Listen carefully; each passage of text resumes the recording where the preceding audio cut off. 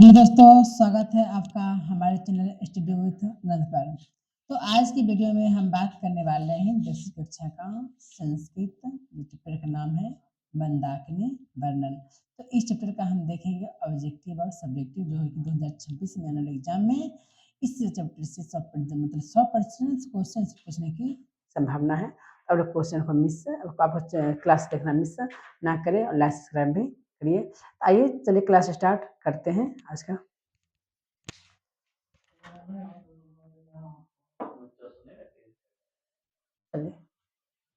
तो question number 1 इसका दिया गया है कि मंदाकिनी वर्णन पाठ की रचनाकार कौन है।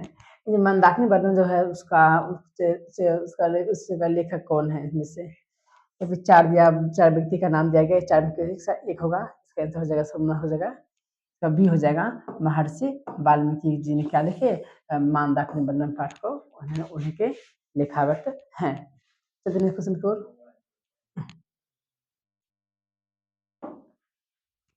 रामायण पाठ के रचनाकार कौन है। अब रामायण किसने लिखे थे, रामायण पाठ के रचनाकार कौन है, तो इसका आंसर हो जाएगा ऑप्शन नंबर हो जाएगा बी, वाल्मीकि जी ने रामायण पाठ के रचनाकार है, वाल्मीकि जी ने रामायण लिखे, इसका ऑप्शन नंबर बी हो जाएगा। क्वेश्चन को अयोध्या कांड किस ग्रंथ का भाग है। अब अयोध्या कांड से लिया गया वो कौन सा ग्रंथ से भाग, किसका अंश है, इसको हो जाएगा अयोध्या कांड किस भाग के ग्रंथ का भाग है, ऑप्शन हो जाएगा ए, यानी अयोध्या कांड कहाँ से लेगा, वो रामायण का भाग है, मतलब रामायण से ही कट कर अयोध्या कांड बना है। चलते हैं, रघुवंश काव्य की रचना किसने की है। रघुवंश काव्य की रचना किसने किया था, इसके आंसर ऑप्शन हो जाएगा इसका डी हो जाएगा कि रघुवंश काव्य की रचना कर कालिदास, क्वेश्चन का डी हो जाएगा आंसर, इसका डी होगा। रघुवंश काव्य रचना किसने की, तो कालिदास ने ही किए थे। क्वेश्चन को मंदाकिनी नदी किस पर्वत के निकट प्रवाहित होती है। मंदाकिनी नदी किस पर्वत के बह रही है, प्रवाहित हो रही है, उस पर्वत के बगल में, ऐसा हो जाएगा। इसमें इसका हो जाएगा ये हो जाएगा कि चित्रकूट पर्वत के नीचे क्या है, मंदाकिनी नदी प्रवाहित हो रही है। इस क्वेश्चन को यहाँ होगा सीता आ कर यहाँ चाहिए, सीता रामचंद्र की क्या की थी, यानी सीता रामचंद्र जी को क्या लगते हैं, सीता रामचंद्र कौन थे, सब उसका डी, सीताराम जी क्या है, पत्नी है, उसका डी हो जाएगा, उनकी क्या है, उनकी पत्नी है। मंदाकिनी नदी कहाँ है, मंदाकिनी नदी कहाँ पर है, मंदाकिनी नदी कहाँ है जी, कहाँ पर है, अयोध्या में, अयोध्या में, इसका ये हो जाएगा। क्वेश्चन को मंदाकिनी का वर्णन रामायण के किस कांड में है। अब मंदाकिनी का जो वर्णन है वो मतलब मंदाकिनी का जो वर्णन है, वर्णन रामायण किस कांड में है, मंदाकिनी का वर्णन, इसका आंसर ऑप्शन हो जाएगा बी, अयोध्या कांड में है, मंदाकिनी का वर्णन कहाँ से, अयोध्या कांड में है। क्वेश्चन को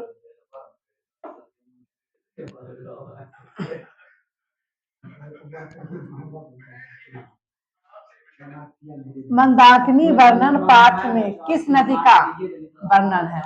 अब मंदाकिनी वर्णन पाठ में किस नदी का वर्णन दिया गया है, तो मंदाकिनी वर्णन का पाठ क्या है, मंदाकिनी वर्णन का, मंदाकिनी नदी का मंदाकिनी वर्णन दिया, मंदाकिनी नदी किसमें, नदी का वर्णन दिया गया है।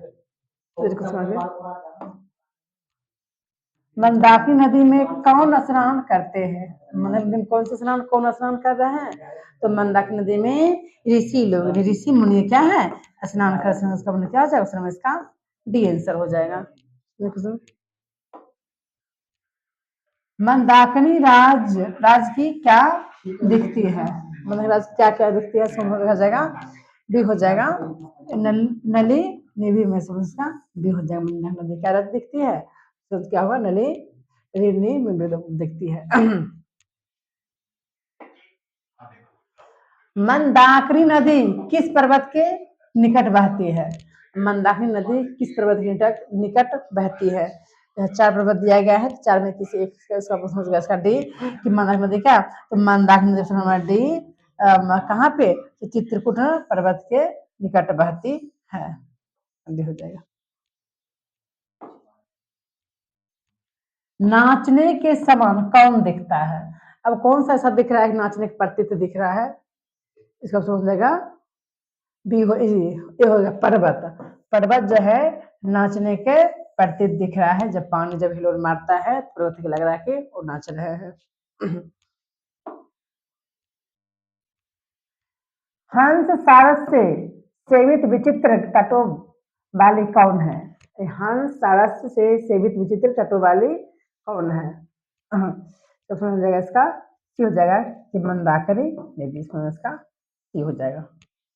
चलते हैं आइए, तो मंदाकिनी नदी वर्णन पाठ का 14 ऑब्जेक्टिव है, जो कि 2000 बिहार बोर्ड एग्जाम आने वाले हैं, उसमें इसमें से 100 पेज लाने की गारंटी है। तो आप लोग क्लास मिस मत करिए और लाइक सब्सक्राइब भी करते रहिए। चलते हैं सब्जेक्टिव क्लास की और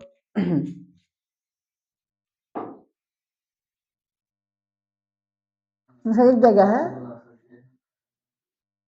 मंदाकिनी की शोभा का वर्णन किस रूप में किया गया है? अब मंदाकिनी की शोभा का वर्णन किस रूप में किया गया है? उनका मतलब उस मंदिर कैसा है उसका वर्णन किया गया है, आइए जानते हैं।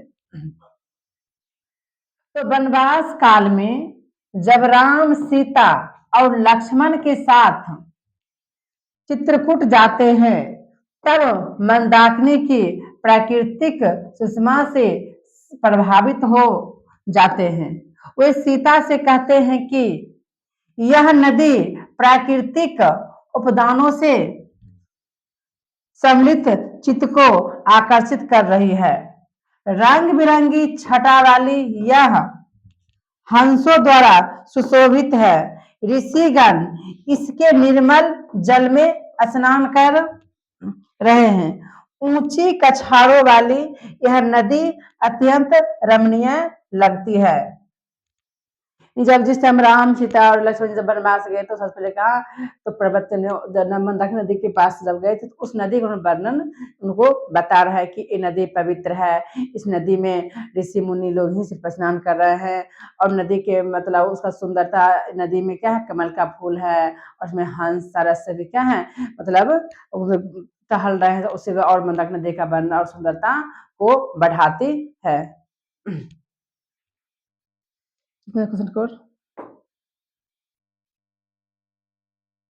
मंदाकिनी का वर्णन करने में राम सीता को किन किन रूपों में संबोधित करते हैं? जब नदी का जब वर्णन कर रहे थे राम और सीता जी को, उनको किस रूप में वर्णन मतलब बता रहे हैं, किन किन रूपों में संबोधित कर रहे हैं उनको, सीता जी को जब बताया जा रहा है। तो परम पावनी गंगा अनायास मन को आकर्षित करने वाली है। निर्मल जल, रंग बिरंगी छटा, ऊंची कछाड़े आदि राम को आदित्य करती रहती है। इसकी शोभा से वशीभूत राम सीता को इसकी सुंदरता का निरीक्षण करने के लिए अपने भाव प्रकट करते हैं। हे सीते, हे प्रिय, हे विशालक्षी, शोभने आदि संबोधन से संबोधित करते हैं। जब नदी का वर्णन कर रहे थे तो राम जी ने सीता जी को 4-5 नाम से पुकारे हैं, हे सीते, हे प्रिय, हे विशालाक्षी इत्यादि शोभे राम सी नाम से वो संबोधित कर रहे हैं सीता जी को। किसने? तो राम जी ने कर रहे हैं।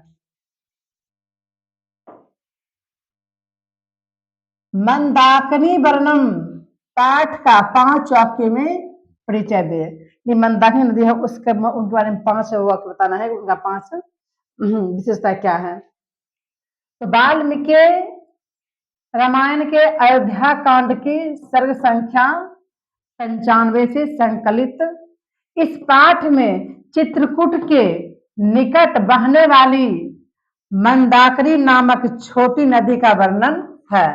यहाँ तक हम 2 हो गया।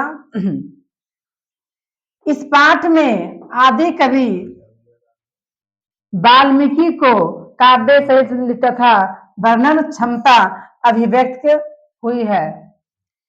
श्री राम सीता को मंदाकिनी का वर्णन सुनाते हैं। मंदाकिनी का वर्णन 5 वाक्य बता दिए गए कि इसको लिखने वाले कौन है, वाल्मीकि जी हैं। और एक मतलब अयोध्या कांड से कौन सर्ग लिया गया, तो 95 सर्ग से लिया गया है इस पाठ का। और इस पाठ में चित्रकूट पर्वत का भी मतलब वही उन्हीं के बगल से मंदाकिनी नदी का बहाव हो रहा है, उनका वर्णन किया गया है। मंदाकिनी वर्णन से हमें क्या सीख मिलता है? अब मंदाकिनी नदी वर्णन से मैं उनको उससे क्या सीख मिलता है, आइए क्या संदेश मिलता है, क्या सीख मिलते हैं, सब इसका एक हो जाता है। तो मंदाकिनी वर्णन महर्षि वाल्मीकि कृत रामायण के अयोध्या कांड के 95 सर्ग से संकलित है। मंदाकिनी वर्णन पाठ क्या है? महर्षि वाल्मीकि जी ने लिखे। किस रामायण पाठ से, कौन से रामायण कौन अध्याय से? अध्याय कांड से। कितने संख्या से? 95 सर्ग से संकलित है। इससे हमें यह संदेश मिलता है कि प्राकृतिक हमारे चित्त को हर लेती है तथा इससे पर्यावरण सुरक्षित रहता है। प्रकृति की शुद्धता के प्रति हमें हमेशा ध्यान देना चाहिए। अब इसमें मतलब प्रकृति मतलब इतना सुंदरता नहीं जो मंदाकिनी वर्णन पाठ का समझिए कि प्रकृति का ही नदी देन है। प्रकृति के बनाए हुए हर चीज क्या है जी सुंदरता होता है और स्वच्छ और शुद्ध होता है।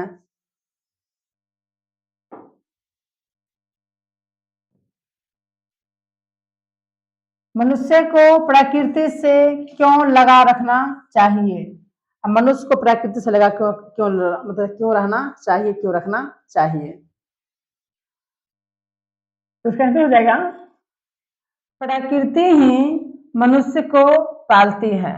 ऐसे भी क्या है, तो जितना मनुष्य जो भी है मतलब प्रकृति ही पालती है। यानी हवा जो है शुद्ध हवा प्रकृति का ही देन होती है। तब प्रकृति को शुद्ध होना चाहिए। यहाँ महर्षि वाल्मीकि प्रकृति के यथार्थ रूप का वर्णन करके मनुष्य को लगा रखने का संदेश देते हैं। इससे हमारा जीवन सुखमय एवं आनंदमय होगा। प्रकृति मनुष्य को क्या पालती है, तो क्या है मनुष्य का फर्ज बनता है प्रकृति जो भी दिए हैं उनका पालन करना, उनका साफ सफाई स्वच्छ रखना हमारा क्या बनता है, कर्तव्य बनता है। जब ऐसा रहेगा तो हमारा जीवन क्या है आनंदमय रहेगा। तो जा क्या है हम भी जाकर सुखी रह सकते हैं। हम लोग क्या है स्वस्थ रहेंगे जब मेरा प्रकृति मेरा वातावरण सही रहेगा तो हम भी सही रहेंगे। इस पाठ से संदेश दिया गया है।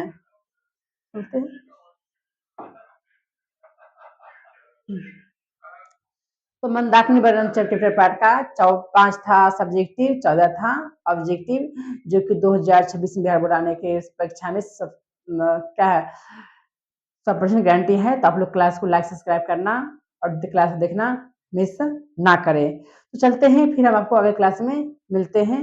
जय हिंद, जय भारत।